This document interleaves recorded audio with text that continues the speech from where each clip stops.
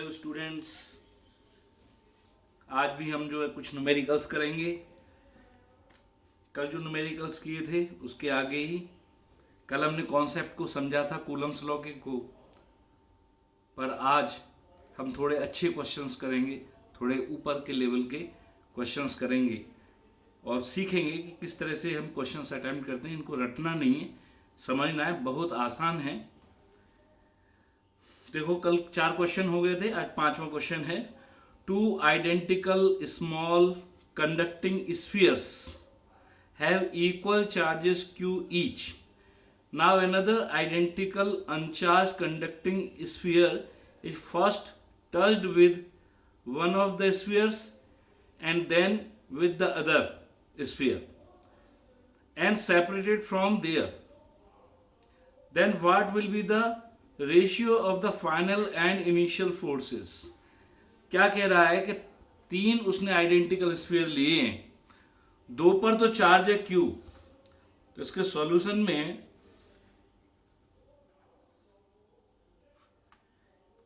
मैंने 2 sphere A और B, दोनों पे चार्ज कितना था? Q चार्ज था। और फोर्स कितना हो जाएगा? K Q into Q upon R square. R इनका separation.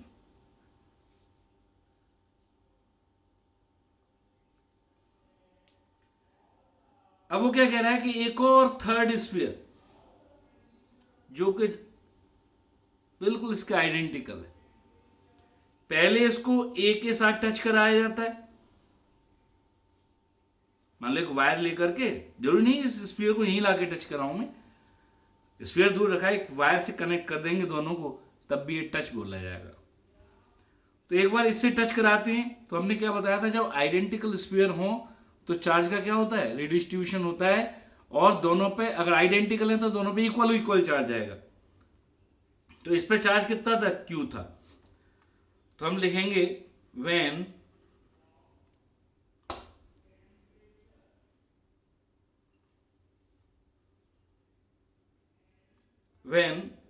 C is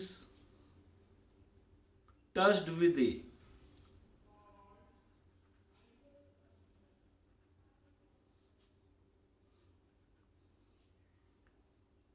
then charge on A and C will be, चूंकि दोनों आइडेंटिकल हैं तो टोटल चार्ज कितना? सी पे तो कोई चार्ज था ही नहीं, शुरू में 0 चार्ज था। इस पे कितना है? Q। तो Q plus 0 divided by 2 each, दोनों पे इक्वल चार्ज होगा और दोनों पे कितना होगा? टोटल चार्ज का इक्वल डिवाइड हो जाएगा, क्योंकि 2 है।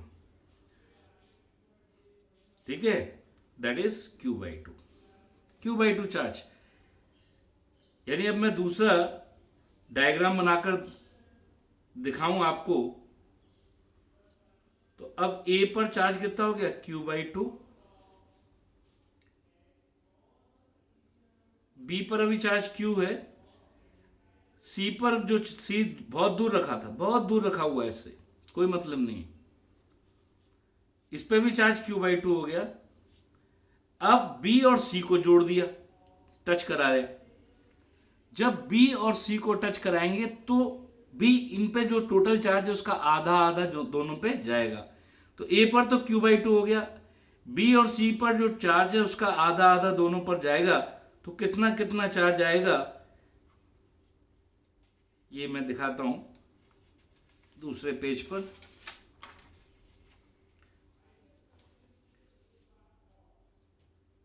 तो when B is touched with C, B को C के साथ जैसे हमने टच किया, then charge on each sphere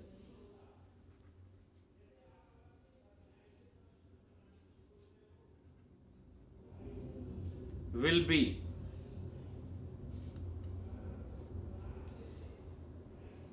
कितना होगा हर एक स्फीयर पे चार्ज? बी पर चार्ज कितना था क्यू, सी पर कितना है Q/2 अपॉन 2, टोटल चार्ज का आधा। तो Q प्लस Q/2 कितना हो गया 3Q/2 डिवाइडेड बाई 2, तो 3Q/4 ऑन ईच स्फीयर। और फिर हमने सी को क्या कर दिया वहां से हटा ही दिया, गायब ही कर दिया, दूर कर दिया उसको।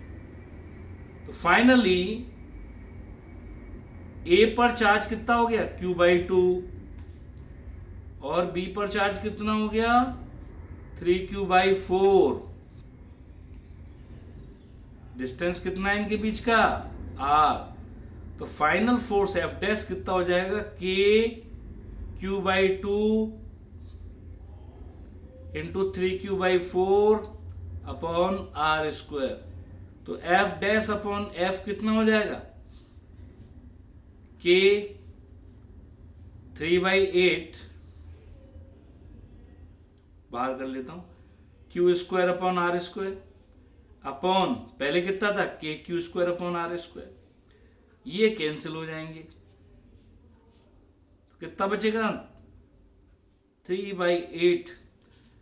तो रेशियो क्या होगा, what will be the ratio 3/8, F dash upon F is equal to 3/8। ये अच्छा सवाल है, ऐसे क्वेश्चन सब आपको आ जाने चाहिए। तो इसमें कूलम्स लॉ कोई टफ नहीं है, बस बीच में एक दूसरा कॉन्सेप्ट कंडक्शन से जो चार्जिंग होती है उसका कॉन्सेप्ट इसमें लगाया है, उसी की वजह से थोड़ा सा बेहतर क्वेश्चन लगा थोड़ा अच्छा क्वेश्चन है ये। अब नेक्स्ट क्वेश्चन हम देखते हैं, ए charge Q is divided on two identical small spheres. एक चार्ज Q है जिसको दो आइडेंटिकल स्फीयर्स पर डिवाइड किया गया है, टच करा के नहीं, हमने डिवाइड किया है, यानी उसका एक पार्ट एक स्फीयर को दे दिया है, कितना दिया ये भी बता रहा है। That is on one sphere charge is Q dash and on other Q minus Q dash. तो फोर्स क्या हो जाएगा, क्योंकि फोर्स का क्वेश्चन चल रहा है तो हम फोर्स के बारे में ही सीधा लिख देते हैं। तो आपके हिसाब से फोर्स क्या हो जाएगा, एक पे चार्ज कितना है Q डैश, दूसरे पे कितना है Q minus Q dash, total charge fix है Q है अपॉन r²। अब वो क्या कह रहा है Q डैश की किस वैल्यू के लिए फोर्स मैक्सिमम होगा। अगर हम आपसे इस क्वेश्चन का जवाब कई तरीके से इंसान सोच सकता है, अगर कोई कुछ नहीं जानता है तो सीधा वो क्या कहेगा मैक्सिमम मिनिमम लगा दीजिए। तो चलो फास्ट मेथड से कर लेते हैं। For maximum force, maximum force के लिए dF अपॉन dQ डैश ये क्या हो जाना चाहिए 0। बाकी सब कांस्टेंट है, सिर्फ Q डैश वेरिएबल है इसमें, बाकी सब क्या है कांस्टेंट। तो डिफरेंशिएशन भी अब ज़्यादा टफ नहीं होगा हमारे लिए।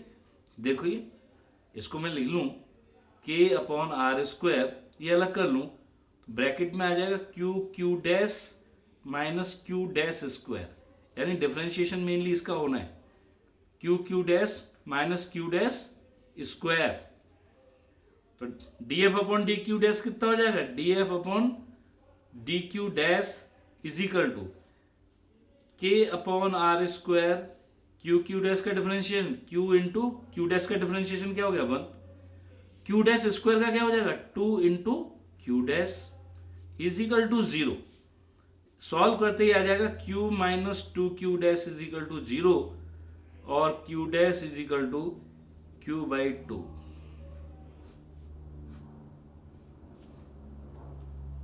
Q dash is equal to Q/2। ये एक तरीका है। अब जैसे बहुत से बच्चे डिफरेंशिएशन के नाम से ही डर जाते हैं, बायोसाइड के बच्चों को थोड़ा सा डर लगता है, कुछ बच्चे तो अच्छे होते हैं पढ़ने में, लेकिन कुछ बच्चों को मैथ से ही थोड़ा डर लगता है। इसी वजह से बहुत से लोग बायोसाइड में शिफ्ट हुए होते हैं, तो मैथ से में वो कंफर्टेबल फील नहीं किए होते हैं। तो हम कुछ चीज़ें ऐसी हैं वहाँ पे हम अवॉइड कर सकते हैं। अगर मैं आपसे एक क्वेश्चन करूं कि यहाँ पे दोनों चीजों का क्या हो रहा है, प्रोडक्ट हो, दोनों चार्ज का प्रोडक्ट हो रहा है। अगर मैं आपसे कहूँ एक क्वेश्चन, हम जूनियर क्लासेस में पढ़े हैं उस चीज को, अगर किसी भी 9th-10th में भी मेरे ख्याल से है, अगर किसी rectangle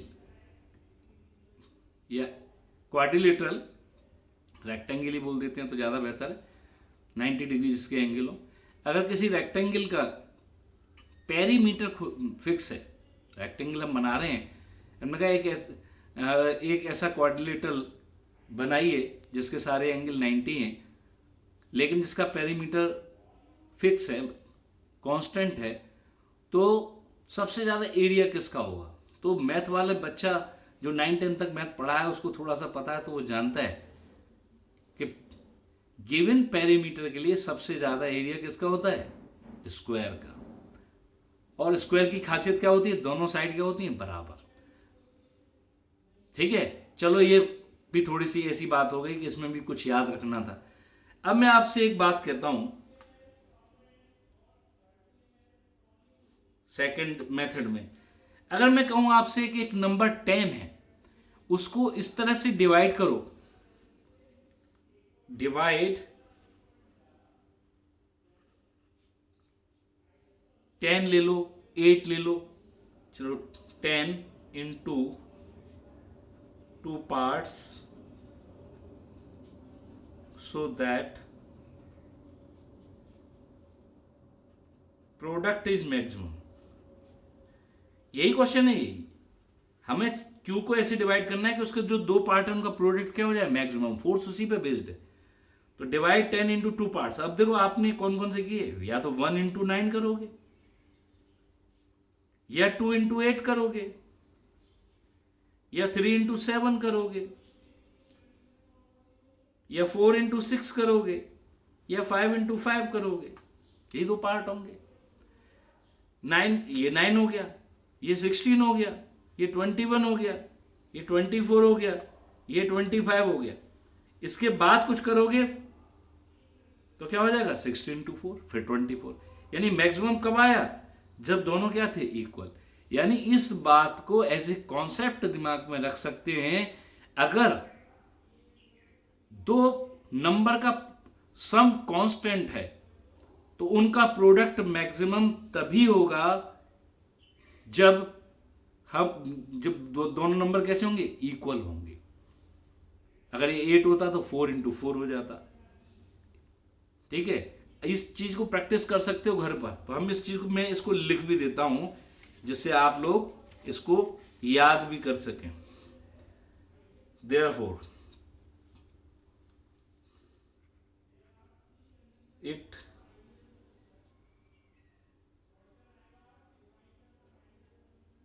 is a fact that if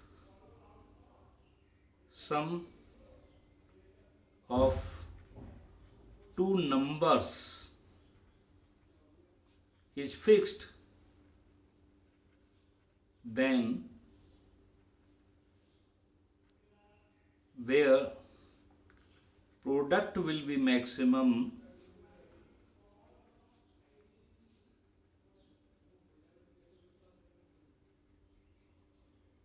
only if the numbers are equal।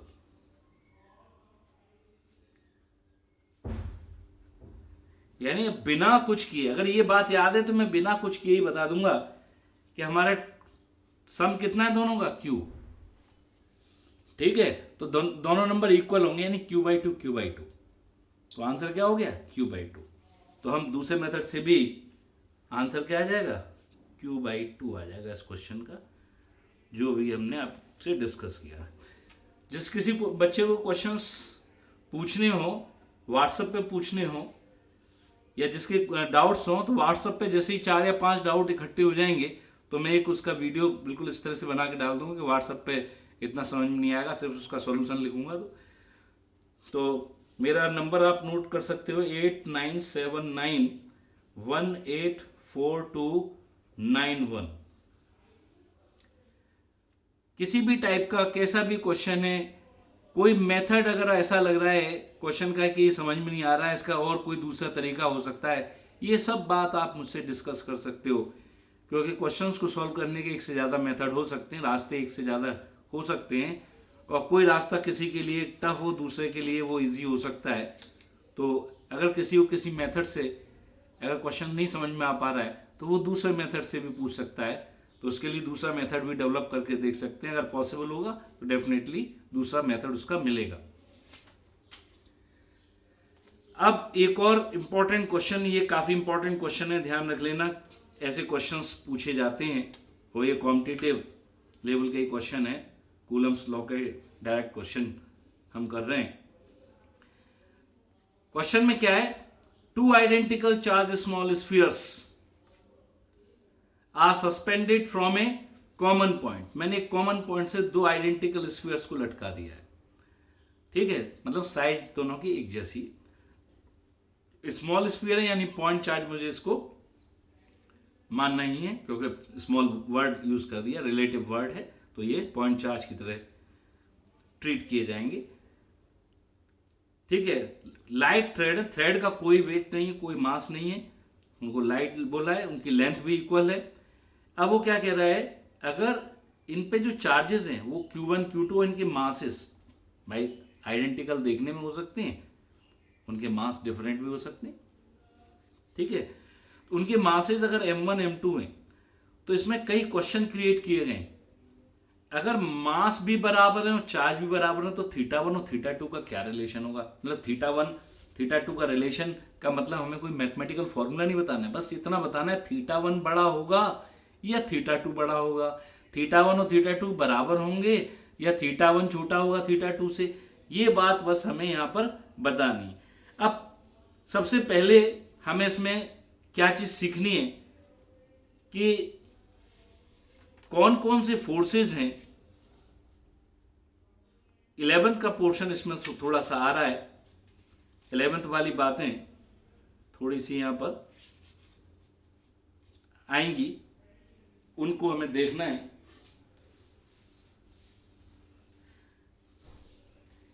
देखिए,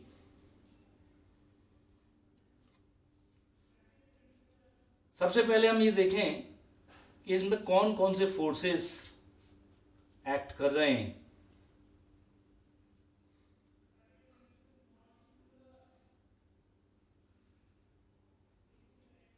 तो आपको बता दें, एक तो इलेक्ट्रोस्टैटिक फोर्स, चार्जेस कुछ भी हो लेकिन फोर्स दोनों पे क्या होंगे, बराबर।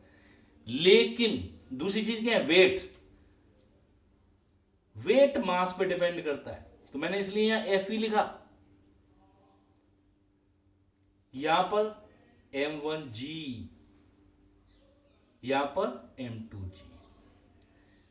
मुझे मालूम है चार्ज Q1 और Q2 है, फिर भी फोर्स क्या है, इक्वल, यानी चार्ज कभी भी दिक्कत पैदा नहीं करेंगे, डिफरेंट चार्ज डिफरेंट एंगल के लिए जिम्मेदार नहीं होंगे, क्योंकि दोनों चार्ज भले ही डिफरेंट है लेकिन दोनों पर लगने वाले फोर्स क्या है, सेम है, लेकिन इनके वेट जिम्मेदार होंगे। यानी थीटा 1 और थीटा 2 में कौन बड़ा होगा कौन छोटा होगा, who will decide, only mass, only mass will decide which angle will be greater and which angle will be smaller, theta 1 and theta 2।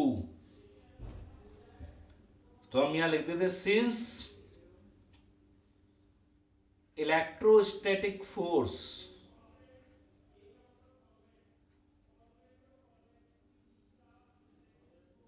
forces on the two charges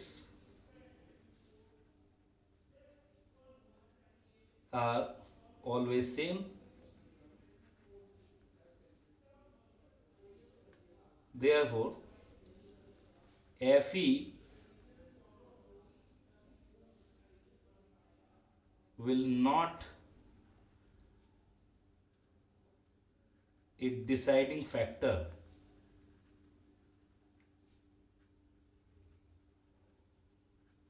for for theta 1 and theta 2। अब हम आपको ये भी बता देते हैं, जरा इतने पोर्शन को मैं अलग से बना के दिखाऊं तो ये किस तरह से काम करेगा। अब आपको बता देते हैं, अगर ये angle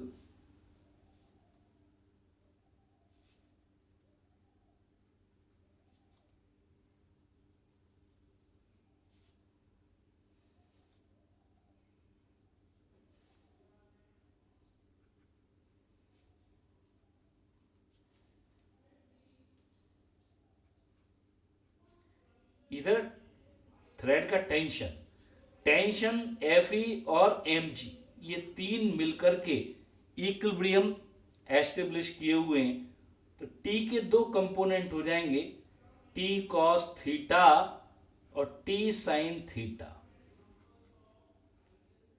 T sin theta and T cos theta. अब समझ लीजिए, यहां पर आप क्या करोगे, T sin theta is equal to T sin theta is equal to Fe, T cos theta is equal to Mg। तो यहां पर क्लियर हो गया, tan theta is equal to Fe upon Mg। M की वैल्यू जैसे जैसे बढ़ेगी theta की वैल्यू वैसे वैसे क्या होगी, घटेगी, क्योंकि हमें मालूम है ये संख्या, तो if M will increase theta will decrease. बिल्कुल क्लियर हो गया। तो हमें दो बात समझ में आ गई। पहली बात तो ये है कि Q1 और Q2 पे ये एंगल का कंपैरिजन डिपेंड नहीं करेगा, सिर्फ किस पे डिपेंड करेगा, मास पे। और मास के साथ भी इनवर्स रिलेशन है, मास जिसका ज्यादा होगा उतना ही एंगल छोटा हो जाएगा। वैसे भी तुम्हें दिख रहा है जो भारी है वो नीचे की तरफ आने की कोशिश करेगा, तो जिसका मास ज्यादा होगा वही एंगल क्या हो जाएगा, छोटा हो जाएगा। अब हम अपने जो क्वेश्चंस हैं उनके जवाब देंगे इस कॉन्सेप्ट को यूज करके।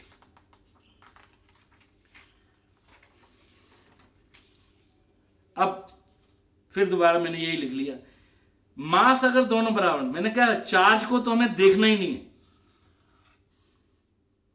नो नीड टू ऑब्जर्व, इस पे कोई ध्यान ही नहीं देना है। हमने क्या बताया, सिर्फ मास डिसाइड कर रहा है, जिसका मास ज्यादा है वो एंगल छोटा है, मास बराबर है तो एंगल बराबर।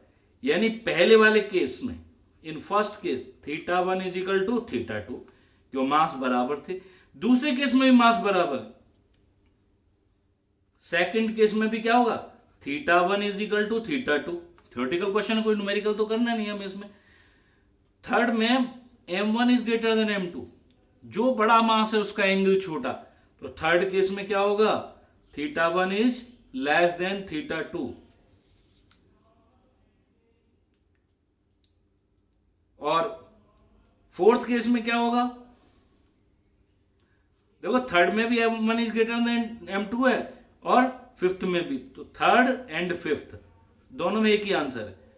और फोर्थ में क्या हो जाएगा, उल्टा हो जाएगा, M1 is less than M2, तो theta one is greater than theta two. तो ये काफी अच्छा क्वेश्चन है नीट के लिए, जेईई मेंस के लिए। ये एक बहुत अच्छा क्वेश्चन है जिसमें बहुत सारे तरह के क्वेश्चन वो बना सकता है अपनी तरफ से एग्जामिनर। एक क्वेश्चन हम और ट्राई करते हैं, इसी टाइप का क्वेश्चन है, कंपैरेटिवली इजी है, या वैसा ही समझ लीजिए। और ये आया हुआ भी क्वेश्चन है, ये नीट में भी आया है, जेईई मेंस में भी देखा गया है। तो वही दो स्फीयर्स जिनके मास इक्वल हैं, चार्जेस उनके Q1 Q2 हैं। अब वो एक और बात कह रहा है इसमें, तो हम यहां पे सबसे पहले क्या लिखेंगे,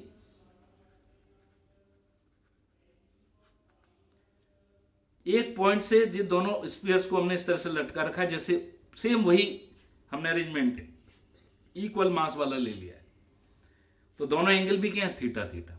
अब वो दूसरी बात कह रहा है, वो कह रहा है कि अगर मैं इस पूरे सेटअप को एक लिक्विड में डुबा दूं, now the whole setup is immersed in liquid, और लिक्विड की डेंसिटी कितनी है, रो। लेकिन एंगल पे कोई फर्क नहीं पड़ा। तो ये कैसे संभव हुआ, यही वो जानना चाह रहा है। तो हम क्या करेंगे, दो पार्ट में करेंगे इस क्वेश्चन को। पहला पार्ट, जब इसको पानी में, इस लिक्विड में नहीं डुबाया गया है, तो tan theta is equal to, अभी हमने आपके सामने फॉर्मूला निकाला था, Fe अपॉन mg। और अच्छी तरह से लिख दें, 1/4πε इस टर्म में लिख सकते हो। m के बारे में मैं बताना चाह रहा हूं, अगर मैं लिक्विड की डेंसिटी दे रखी है, अगर मैं सॉलिड की डेंसिटी और एज्यूम कर लूं, यहां पर d एज्यूम कर लेता हूं और इसका वॉल्यूम v एज्यूम कर लेता हूं, तो Fe अपॉन VdG, क्योंकि मुझे जरूरत पड़ेगी लिक्विड में, जैसे ही ले जाऊंगा थ्रस्ट फोर्स लगाने के लिए मुझे वॉल्यूम की जरूरत थी, मैंने एज्यूम कर लिया। सेकंड केस कह रहा है थीटा नहीं चेंज हुआ है, लेकिन फोर्स चेंज हुए। फोर्स कैसे चेंज हुए, मीडियम आते ही Fe डैश हो जाएगा और ये क्या हो जाएगा, V d माइनस रो जी। अब थ्रस्ट फोर्स इसमें से माइनस हो जाएगा और Fe डैश कितना है आपको मालूम, मीडियम आते ही Fe डैश क्या होता है, पुराने वाले का 1/k टाइम्स। तो हम इसको क्या लिख सकते हैं, पन्ना पलट के लिख देता हूं,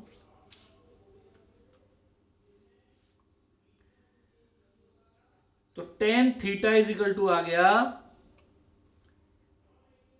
Fe upon K VD minus rho g. दोनों इक्वेशन फर्स्ट और सेकंड को कंपेयर करें फ्रॉम, उस इक्वेशन का नाम मैं फर्स्ट डाल देता हूं, पहले वाला जो इक्वेशन था इसको मैंने फर्स्ट डाल दिया, Fe अपॉन VdG। अब दोनों इक्वेशन से मैं ले लेता हूं, from first and second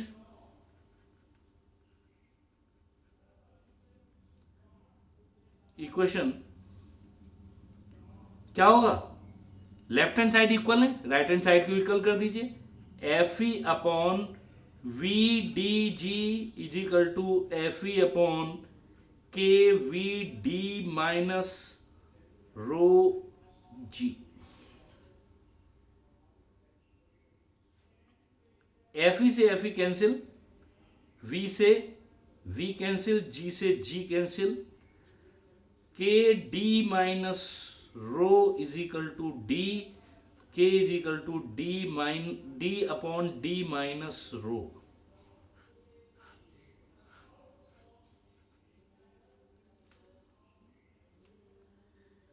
very important, काफी इंपॉर्टेंट क्वेश्चन है ये। फ्रेंड्स आज के लिए इतना ही काफी, कल हम और इसके आगे बढ़ने से पहले लॉ ऑफ सुपरपोजिशन, अभी तक हमने देखो जितने भी क्वेश्चन किए सब में चार्जेस सिर्फ 2 थे। अब 2 से ज्यादा अगर चार्ज होते हैं तो फिर फोर्स कैसे कैलकुलेट करेंगे, उसके लिए लॉ ऑफ सुपरपोजिशन है।